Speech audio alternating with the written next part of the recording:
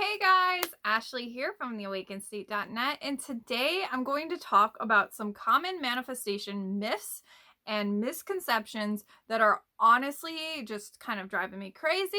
And also, I think it's important to understand what manifestation is versus what it isn't. Especially when it comes to really understanding manifestation, there is often some miscommunication in the spiritual community and the law of attraction community, even when it comes to these concepts. And I think it would be a fun way to really dive into how we can bust some myths on manifestation. So let's dive in.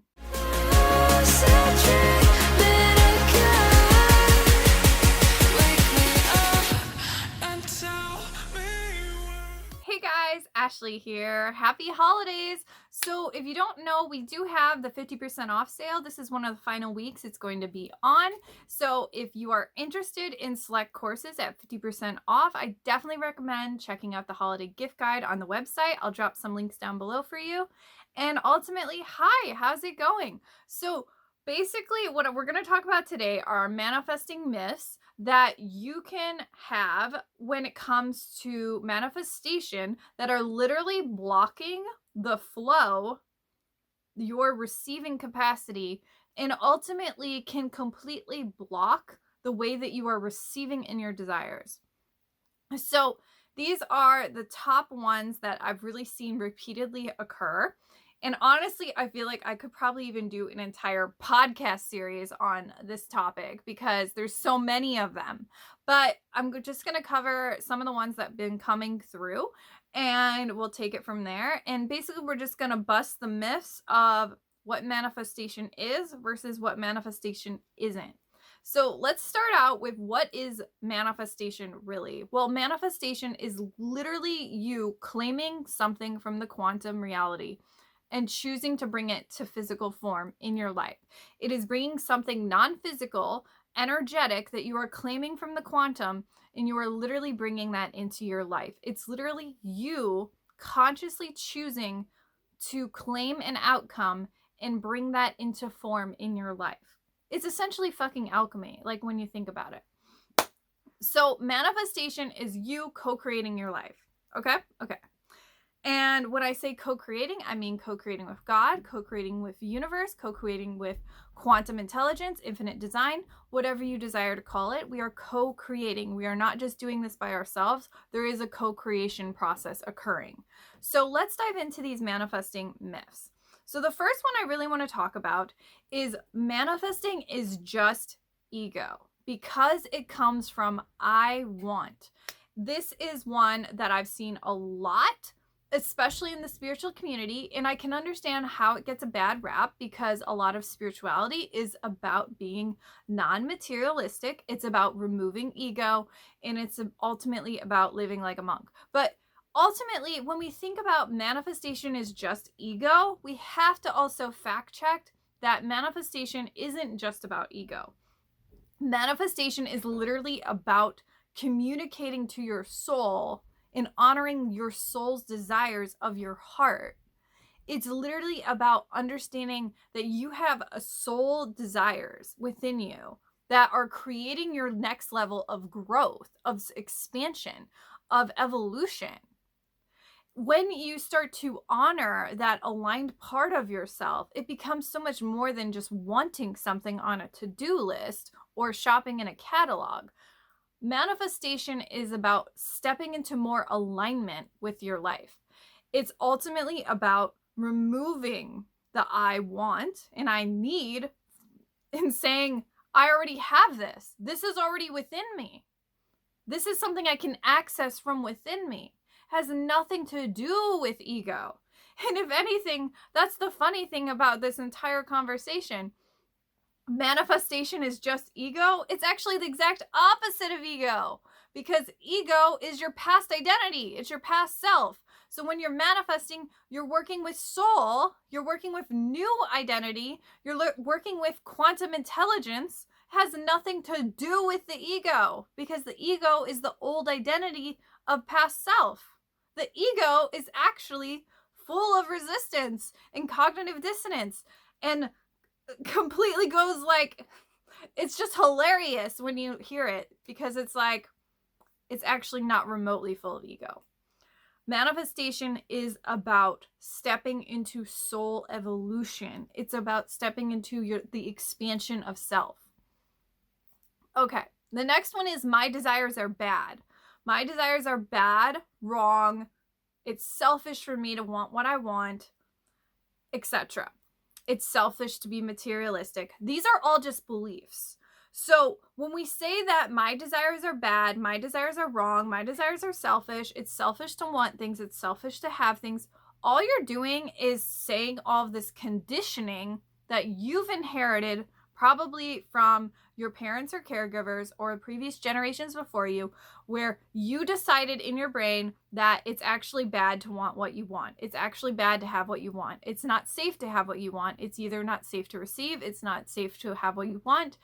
You know, there's numerous layers to this, but whenever you feel those kind of things, that's actually just a belief system that you're latching onto that is blocking how you receive and how you are allowing in the flow of abundance. Because abundance is completely not going to flow in if you're saying it's bad, wrong, and selfish for me to have it, because your subconscious likes to keep you safe.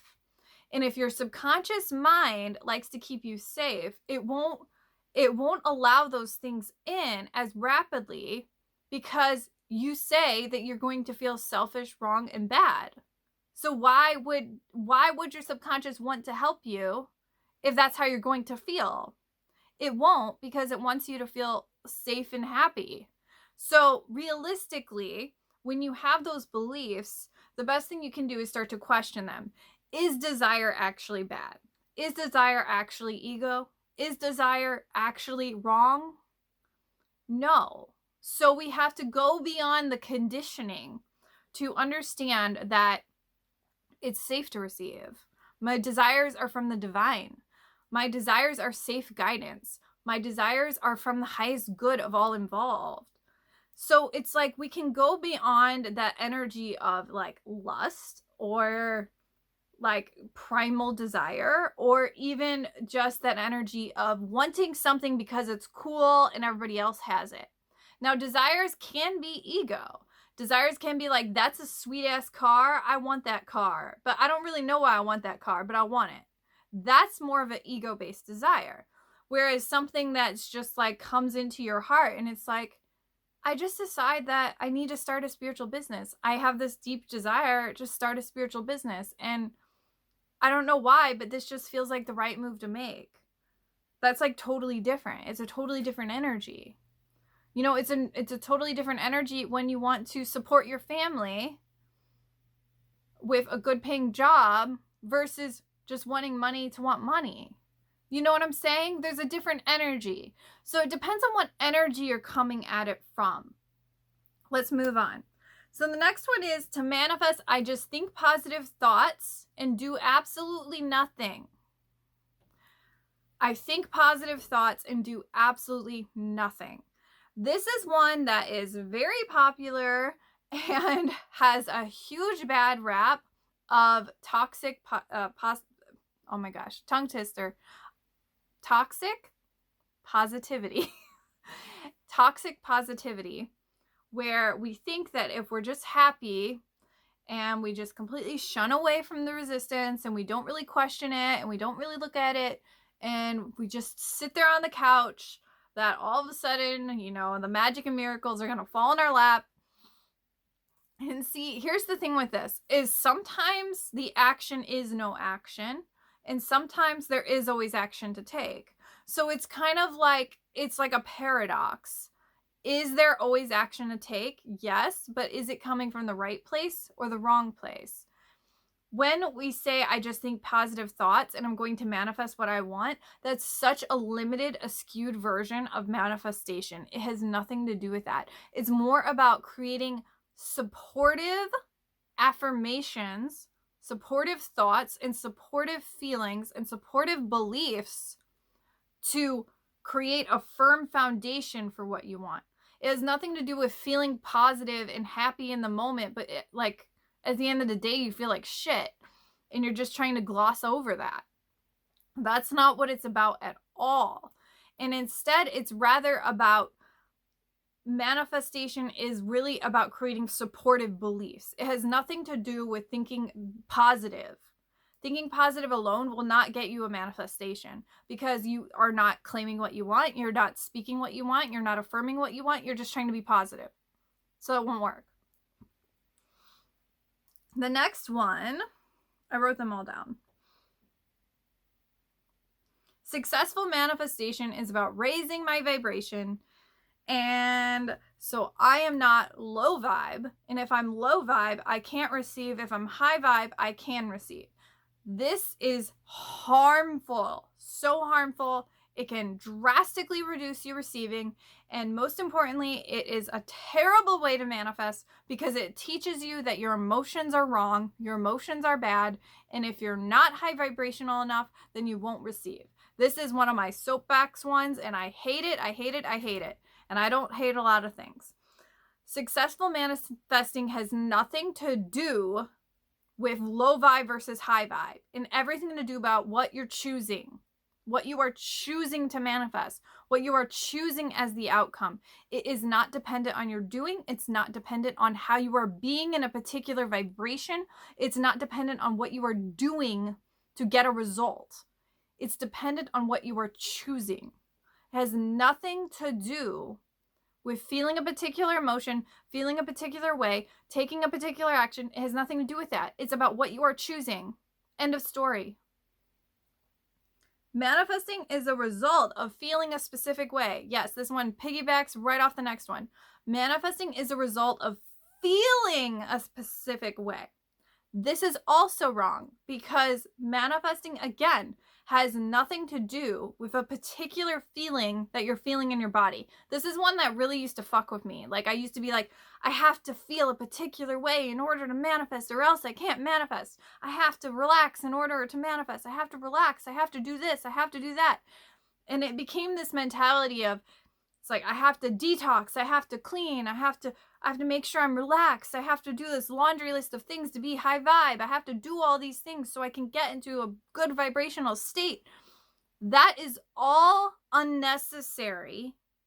Again, choose your outcome. Choose your outcome. It has nothing to do with a particular thought, a particular fleeting emotion in your body. Like, think about it. Your emotions are like the weather. They change rapidly.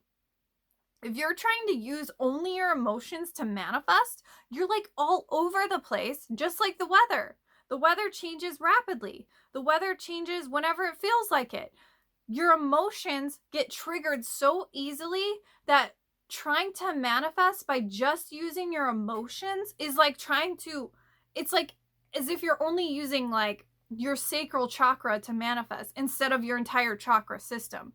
Because what's occurring is you're not working with your belief system. You're not working with your affirmations, your thoughts, your language. You're not working with your receiving capacity in your heart chakra. And you're not working with your magnetism in your solar plexus. So because of all of that, it's like you're only trying to manifest from the sacral, and it's like completely blocking off and like shutting off the floodgates. So it's like it's opening it like a crack versus like the entire thing, like flooding. And it's just like a totally different way to manifest, completely. And now here's the thing about that. Like, you can manifest by using particular emotions, but it is not sustainable. It's not sustainable because it doesn't work with intentionality and beliefs. 100%. Oh, here's a good one. The law of attraction is what helps me manifest. This is actually not true. The law of attraction does not only help you manifest. There is numerous universal laws going on behind the scenes beyond just the law of attraction. This is why this perception of, if I think positive thoughts, I attract positive things, this is where it gets skewed. So we also have different laws going on. There is the law of polarity, law of correspondence. Everything is a mirror. Everything reflects the mirror. There's also law of transmutation. There's also the law of vacuum. What is empty must be replenished and refilled. There's also the law of vibration and the law of magnetism. There is so many different laws going on behind the scenes that it's not just you're attracting what, positive thoughts equal positive things. Like, it's so much more deeper than that. There's different laws going on. Your internal state, your observation is attracting and reflecting back through the law of correspondence. The law of vibration states everything is emitting a particular frequency, and that frequency that you're emitting from your internal state of consciousness is also what you're vibrationally attracting in your life. So there's different laws going on all the time. What's another one? Oh, here's another good one. I am not always manifesting. I am only manifesting on occasion. This means when it works. So when it works, I'm manifesting. When it doesn't work, I'm obviously not manifesting. This is wrong. That's not true. You're actually always manifesting. You are always manifesting. You're always manifesting, because otherwise this wouldn't exist. You are literally manifesting all the time. But most of us are doing it unconsciously. Most of us have gotten shitty programming and junk programming that doesn't serve us. And most of us have grown up in a mentality where we didn't know what the heck we were doing. We didn't understand how consciousness works, how manifestation works, how the laws of the universe work. And so there's a lot to learn. There's a lot to learn in the school books and the manifestation school books. And essentially, as a whole, we are always manifesting. Sometimes we're attracting by what we're wanting consciously, and then other times, the more that we are practiced at manifestation, the easier it becomes to consciously co-create. The less that we're conscious of manifestation, the more we're going to attract those unconscious programming conversations of our past habits, past feelings, past thoughts, past behaviors. And until you're willing to shift and change that, you just keep getting that. So it's like a conversation of realizing that it's not just it's working, it's always working. So if you're not getting what you want, that just means you have conditioning you need to work through. That's all that is. But it doesn't mean that manifestation doesn't work.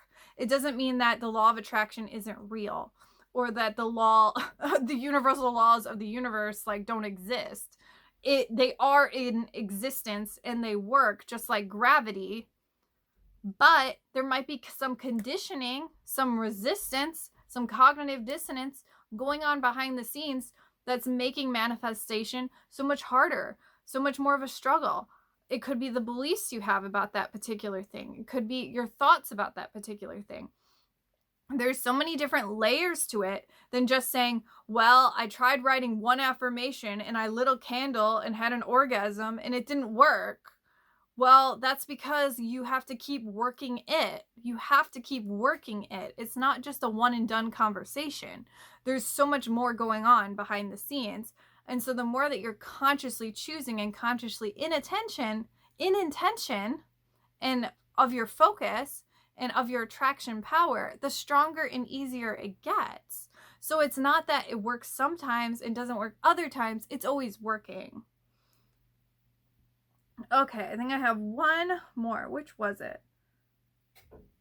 Oh, here, we'll end on this one.